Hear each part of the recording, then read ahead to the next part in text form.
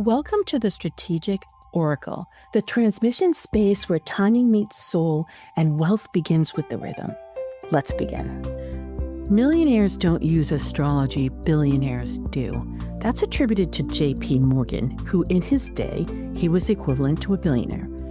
And so he was talking about the fact that you could get predictive information, you could be super precise, just have more clarity and more assurance about an investment decision or about what's going to happen with the markets. And so really interesting. And if you've been following me recently, you know that I am actually in rooms with billionaires lately and very high net worth individuals. And I'm there as a member. I'm not there as an advisor or a guide or a servitude role, right?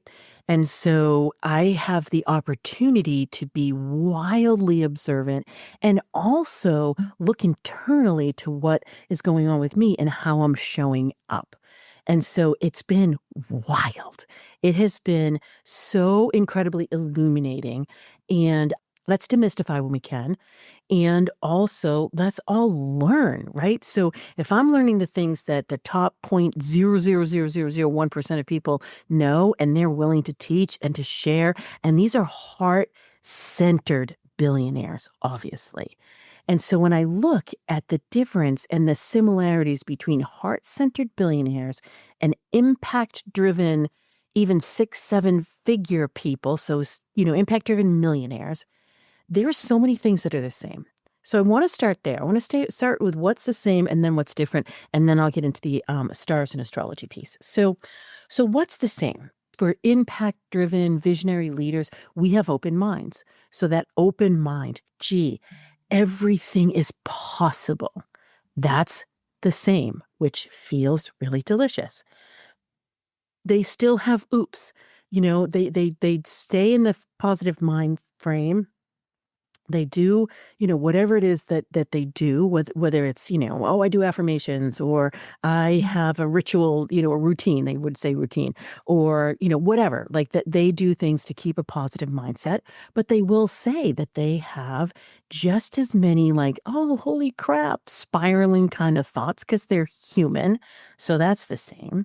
When I look at the hearts, again, open-hearted, heart-centered people are going to be similar no matter what the economic condition. So that feels really good. I will say the level of energy, the level of inspiration, the sense that there is something bigger than me and I have a bigger impact, I would say is greater, but is it discernibly greater across the spectrum? Probably not. Very similar. So that feels really good. And then when you look at the will, well, when I look at visionary leaders and people who are looking to grow and to scale and really want to make that impact, there is no difference. There's that focus. There's that determination. There is that objective of something is bigger than me. One of the billionaires I was talking to yesterday, as a matter of fact, he said something I absolutely adored. And he said his mentor said to him, you can only have one obsession at a time. And I was like, oh my God, I'm obsessed with that comment, right? And so when you boil it down and you think about it, you think, that is so true, right? So I will say, I'm going to get to the differences now.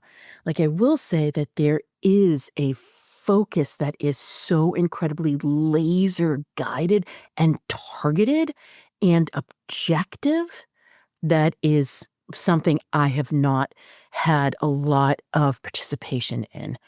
And so that's really interesting. So I'm not talking about corporate people, like, because I've been with 9, 10-figure businesses. No, I'm talking about individuals.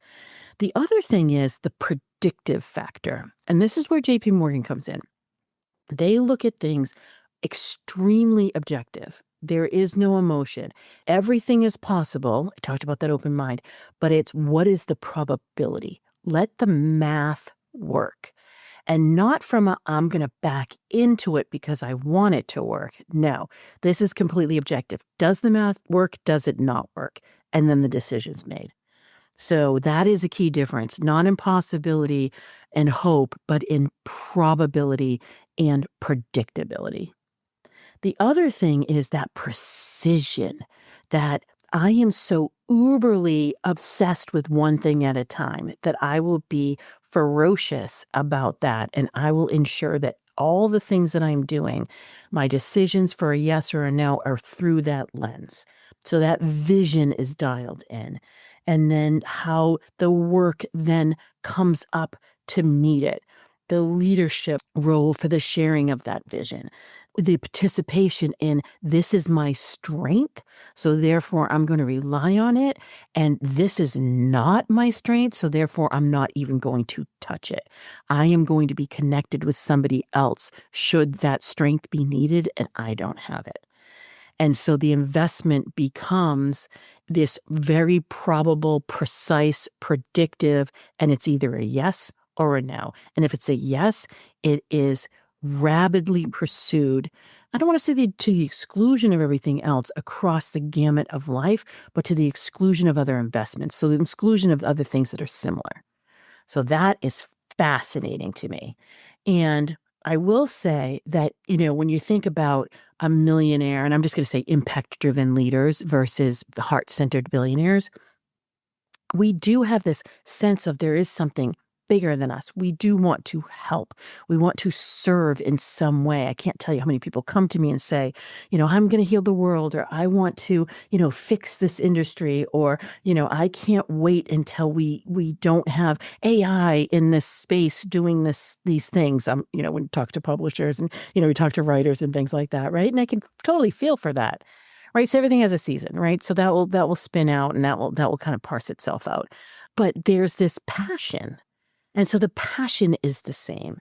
And so a billionaire will say, we can serve, we can impact, we can, invest in a foundation for XYZ. And oh, by the way, they're just as rabidly ferocious about that, if not more so, than they are for that investment. What I will tell you is that there is, bar none, a singular occurrence that happens to those, and I'll put myself in this category, those of us who are growing and wanting to make impact and looking to create that wealth scenario so that we can make more impact, but also so we can have more joy in our lives, so we can have more fulfillment, so that we're not just doggedly pursuing this one obsession.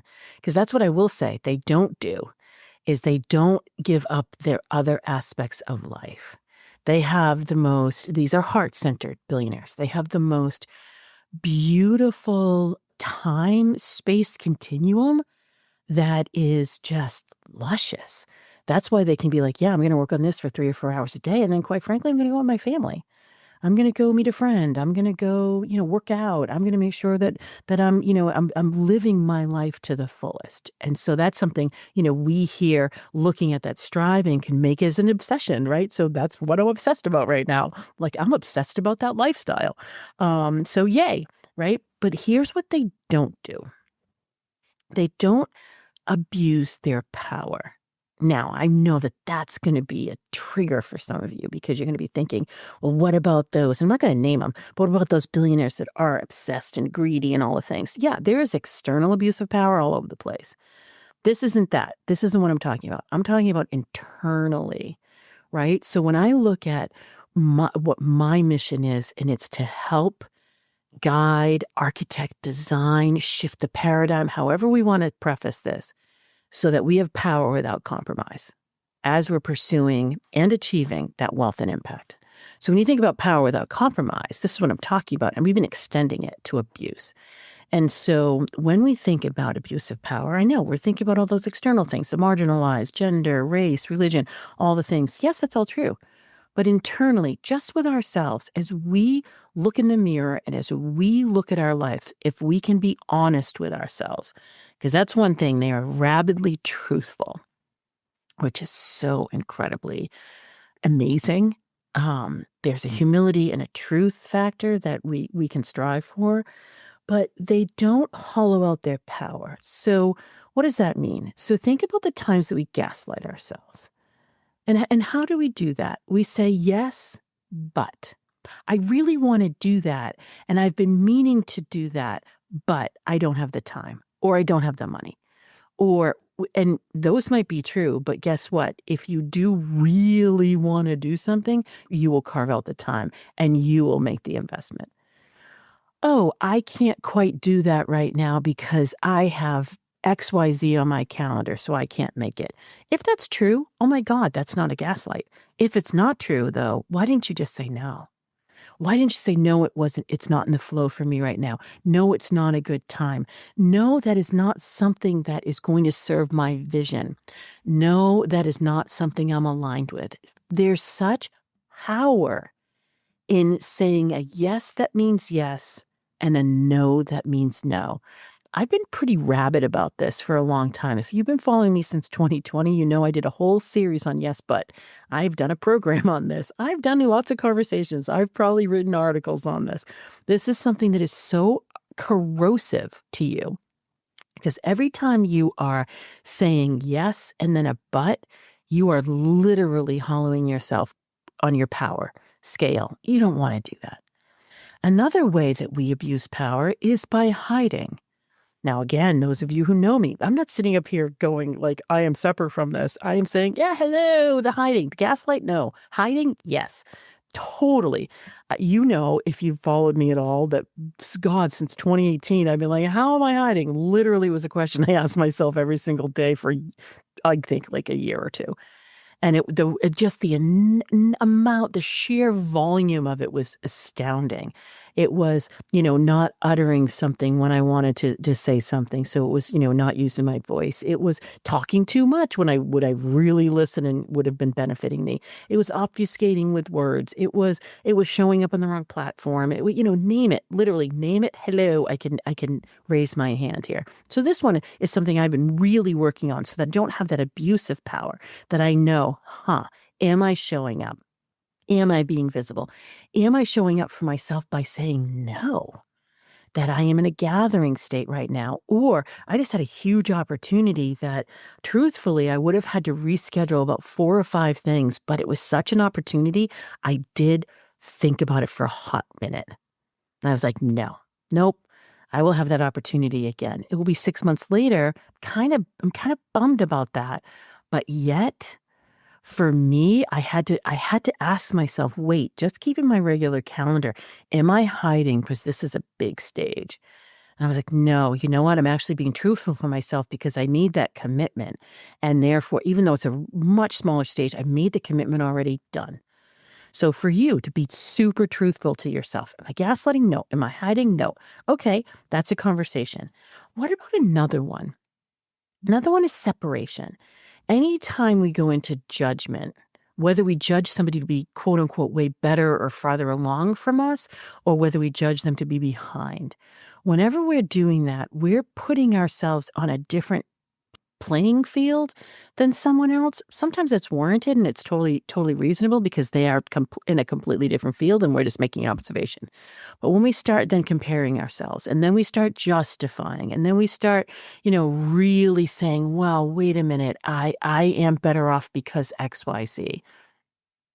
What are we doing? We're literally cutting ourselves off from something that doesn't even need to be cut off from. So I'm going to throw down on this. I had a call last week that there was so much resistance in the room, I couldn't even conduct the call the way I wanted to conduct the call. So much so that I literally came off of it and I met with my team and I said, okay, now here's a perfect example of saying the right things, but it's with the wrong audience. So now we're going to have a trifecta of, okay, right room, right audience, boom, this is what we're going to talk about. Right room, wrong audience. Okay, let's do this, and we're going to go and like really delve in and carve out. So I have a whole now pathway with that. We have a 3-pronged approach. But the resistance in the room was yes, I am here. I am doing all these things. I am showing up. I'm doing all these things. But everybody in the room, except for 2 people, were sitting with their arms folded, sitting way back in their chairs. And the energy was like literally like the Heisman. That's a bummer, right? Because what are they cutting off? There's free stuff that's really good. Well, I think it's really good. But yeah, the other way is it's a little bit similar, but it's a push away. So with the push away thing, there's just this separation, but it's a little bit different. You're powering yourself maybe, and you're saying, yeah, I get to do all these things. This is so great. But, ooh, now I need to do this. Now I need to do that. Now I need to do this. Or I'm going to do that. I'm going to do this. Think about that. You're pushing it away. So when I think about the difference between somebody who's pursuing that first million, second million, third million versus people that are in that very high net worth category, there are some things about becoming versus, that I'm going to. So there's a becoming energy. There's a humility. I can't tell you how many people lean in and listen and say, well, you're the expert in that area. I don't know about this. Even though they're sitting on, XYZ businesses and they're doing, 120 companies or whatever, they're like, yeah, I never thought of it that way. That's really great. What?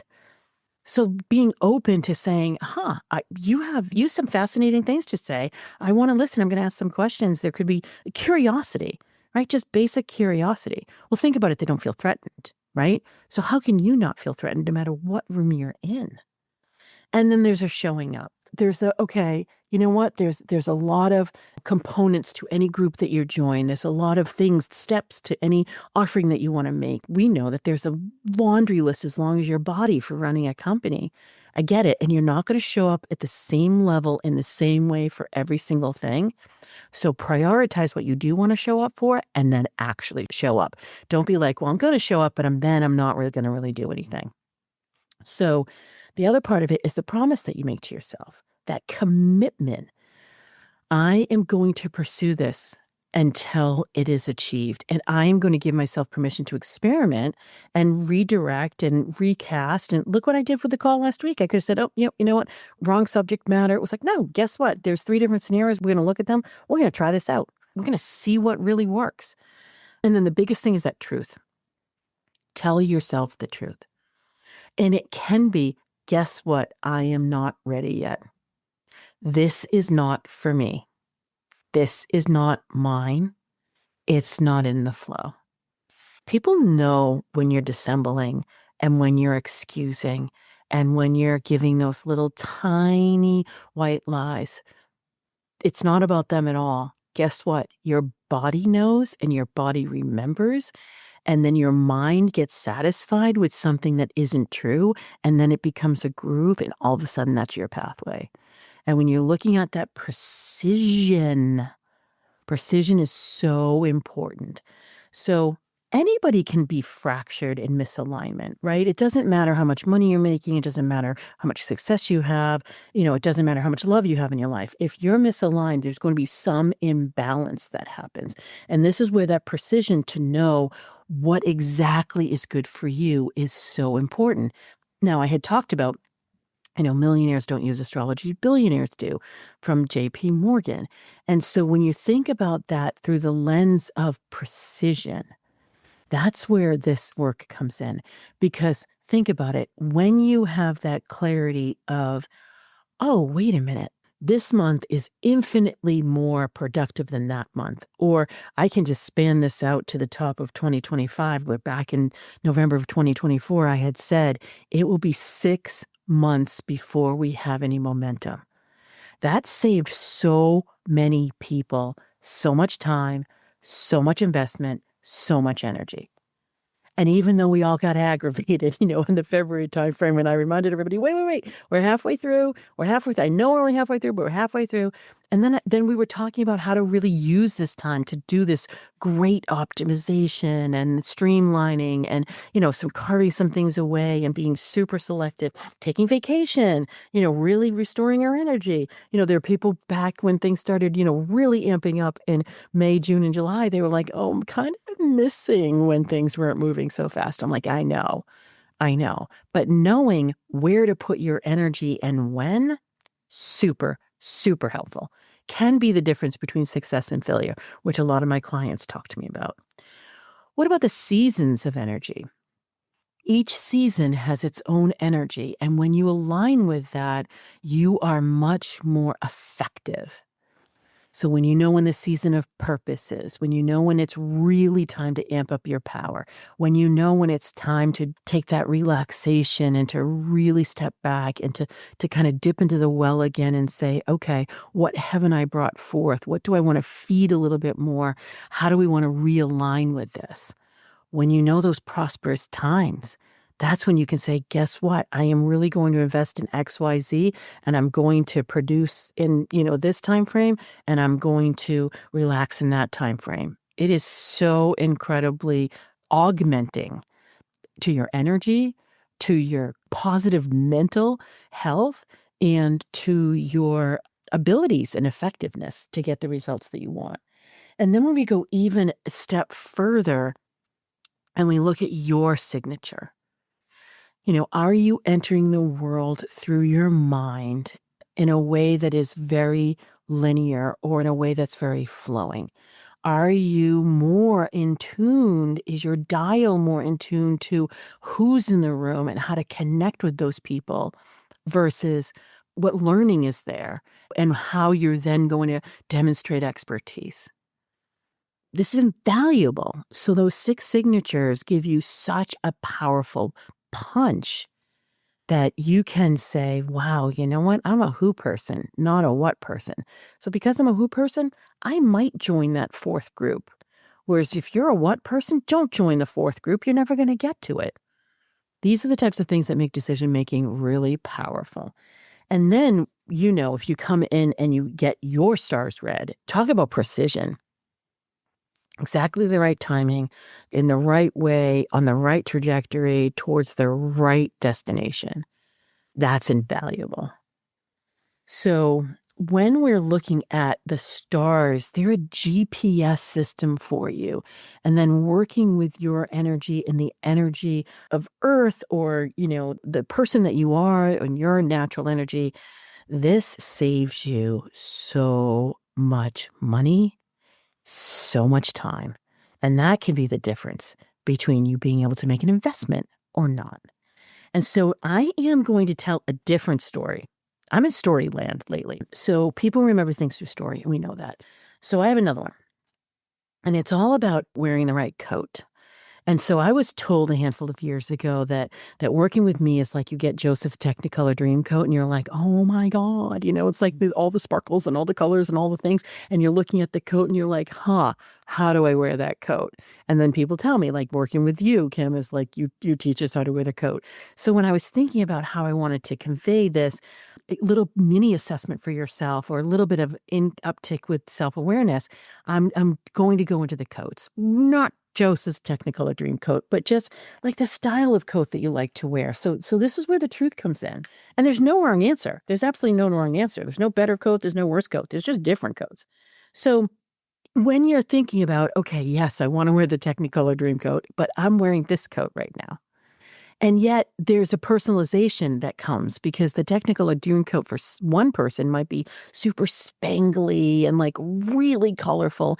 And for another one, it might be super serviceable and really warm. And then another person, it might have like its own like food pack with it, or it might have its own little parachute in it or something, right? So this is where we can have a little fun. So think about it. When you're saying like, oh, you know what? I want to lean in. I do want to make it to the 6 figures or the 7 figures or the 8 figures or the 9 figures or the 10 figures. I want to make impact that is helping my family or helping my community or helping my industry or helping the world. They're all great.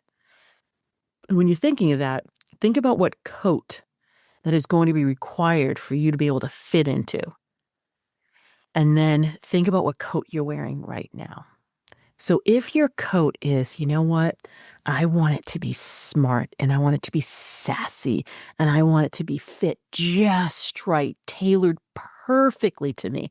And I want it to be my favorite fabric and I want it to be my favorite color and I want it to make me feel like I am, and I'm going to say it, $1,000,000, right? Those outfits that you put on that you're just like, oh, I just know the way the collar fits and the way that the cuffs are and the swing on it. And I know when I pair it with these boots, I know that I have a swagger.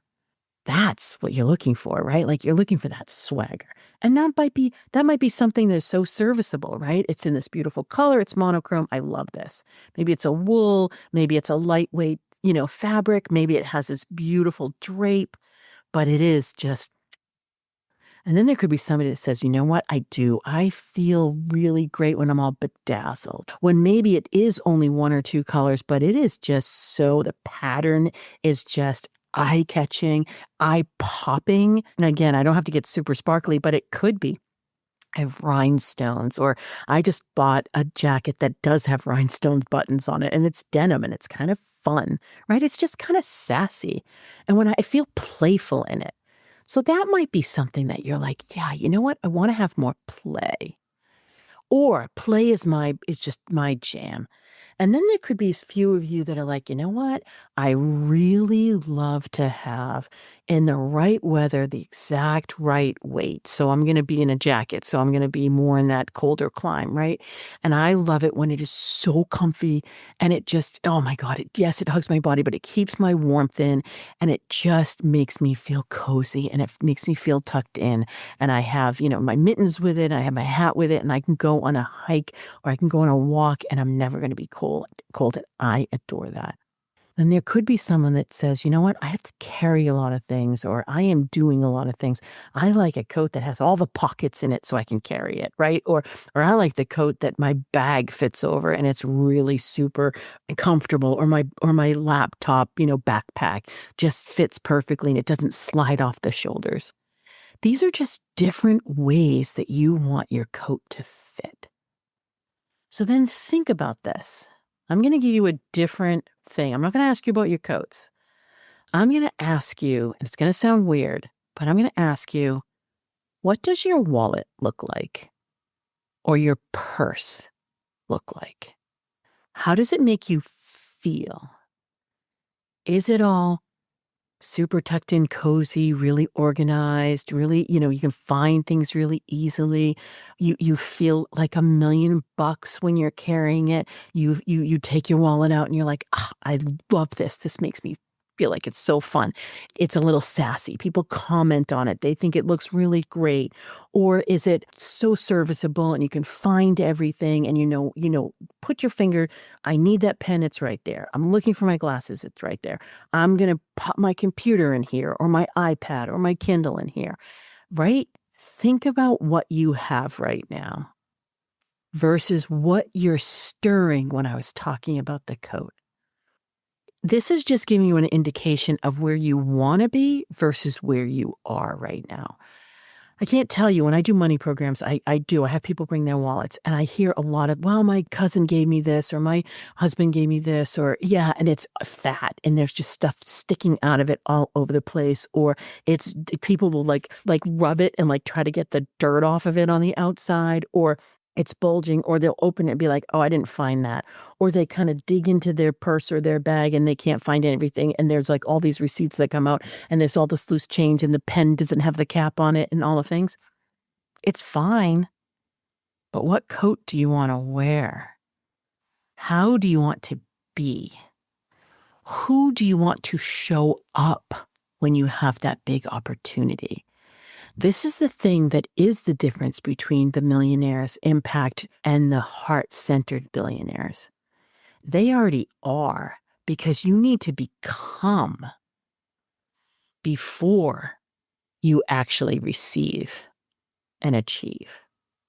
So this is going to give you a beautiful excuse to either go get a new bag or go get a new coat, right? Because it is in the, how am I treating myself right now? How truthful am I being between my dreams and my desires versus what I am actually doing? How do I commit to myself? How do I become obsessed? How do I be that person that is becoming and aware and humble enough to say, oh, wow, holy crap, I don't really like my bag, or gee, I really want the Technicolor dream coat and my wallet is brown and it looks kind of yucky. This is where we get to give ourselves permission to say yes, to show up for ourselves. And oh, by the way, we don't have to spend a ton of money for it. I didn't talk about anything designer.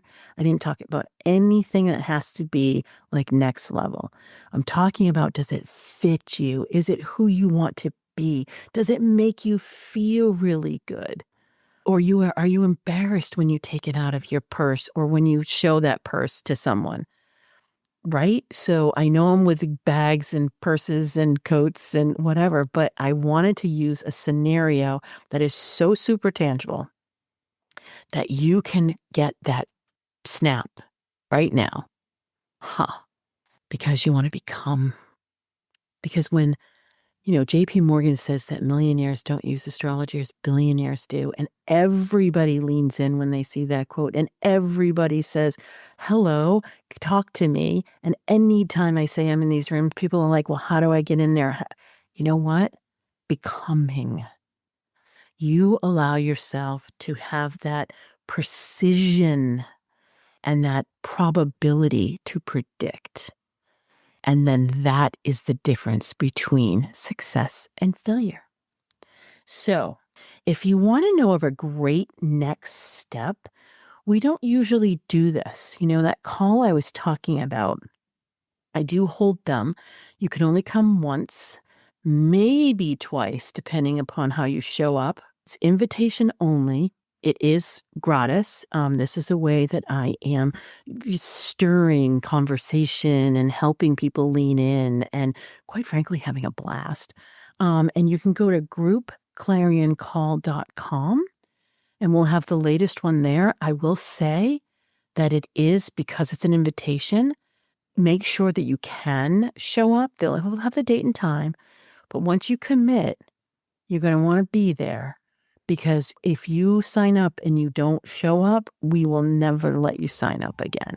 And quite frankly, this is one of the few ways you can come into my world, because I am obsessed with having this open and free and ease-filled, joyous life. That's my obsession. Still want to make all the impact, but want to do it in a way that is just like that. And this is the way I can do it. So, thank you so much for listening and sharing with friends. Until next time, happy soul tidings. You've been listening to the Strategic Oracle, where success isn't scaled from speed, but from soul. If this stirred something real, follow it. Apply for activation, enter the vault, or pause right here. Integration is leadership too. Because the truth is, you were never meant to chase the timing. You are meant to become it.